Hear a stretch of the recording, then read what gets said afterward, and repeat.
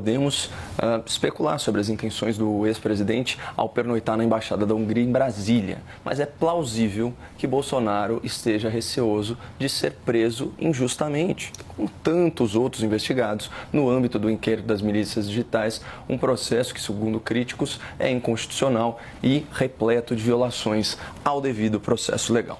Para ficar em um exemplo recente, vejamos o que foi revelado pela Veja, agora, dia 21 de março, a partir de áudios privados obtidos com exclusividade pela revista. Aspas. Mauro Cid, o ex-ajudante de ordens do Jair Bolsonaro, principal delator da suposta trama golpista, tem dito a pessoas próximas que suas declarações foram distorcidas, certas informações tiradas de contexto e outras convenientemente omitidas pela Polícia Federal.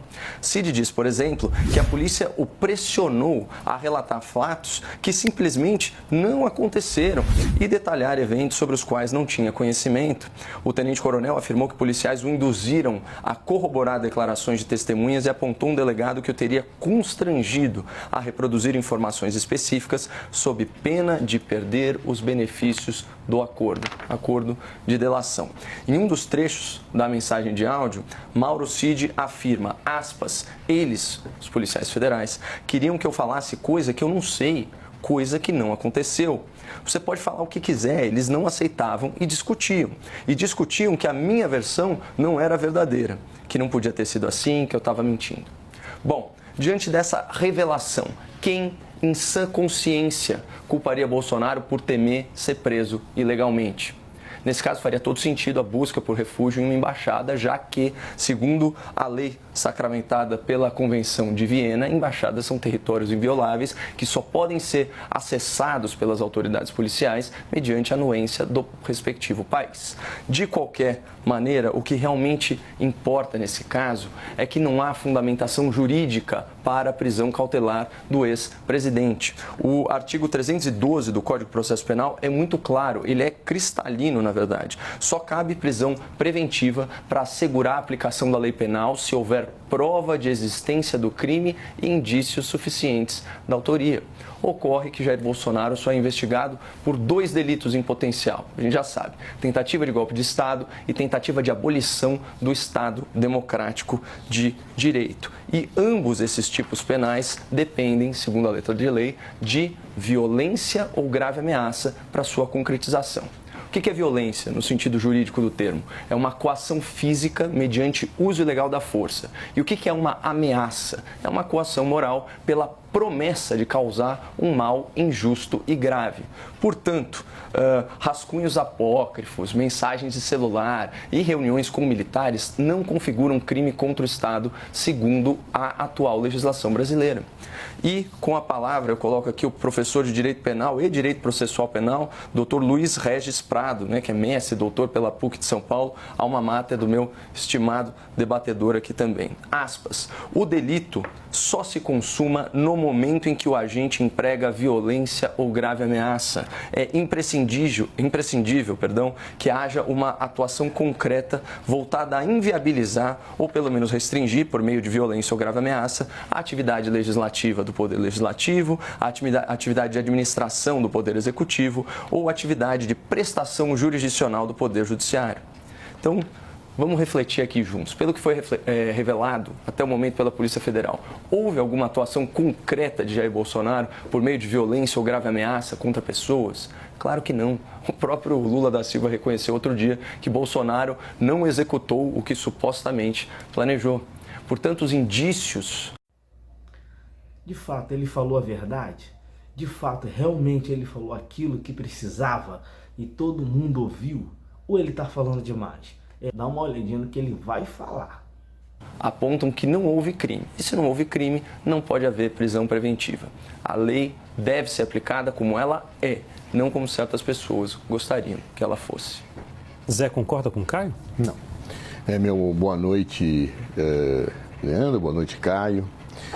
Na verdade, para ser evidente, e nesse aspecto eu concordo com o Caio, que Jair Bolsonaro, ao ir à Embaixada da à Embaixada da Hungria, ele pretendia efetivamente buscar um asilo. Ele não ia lá saborear uma deliciosa comida húngara, um goulash, não ia assistir danças folclóricas daquele país. Ele ia tentar buscar asilo. E ao tentar buscar asilo, tinha uma razão de ser. A primeira delas, os homens de Estado, os políticos, reagem diferentemente diante de situações da vida.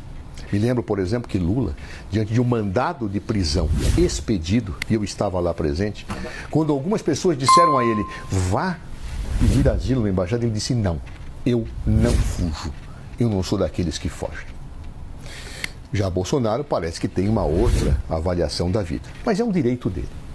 Segundo ponto, efetivamente chama a atenção o fato dele ter escolhido a Hungria.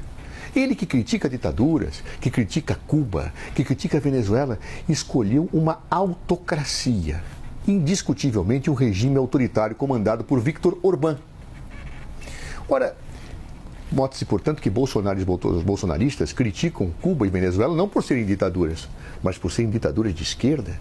Porque ele recebe presente da Arábia Saudita, uma autocracia, e quer fugir para o colo e para o abraço do seu amigo Viktor Orbán, um autocrata de direita.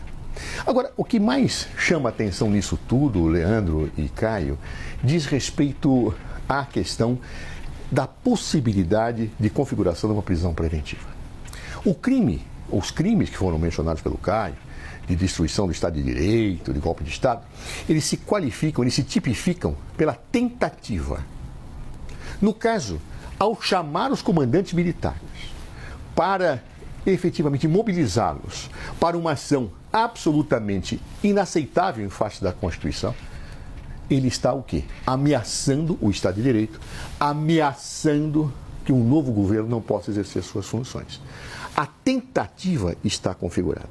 Mas isso a Procuradoria-Geral da República vai definir, o Supremo vai julgar.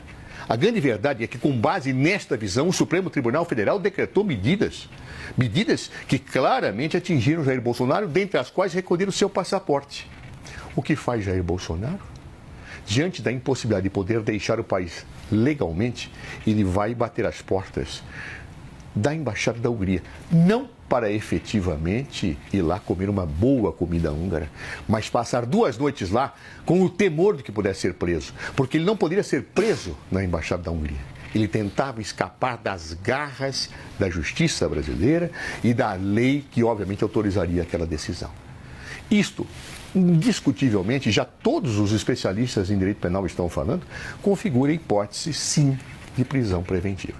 Se o ministro Alexandre de Moraes vai dar a prisão, se não vai dar a prisão, isso é uma decisão do ministro.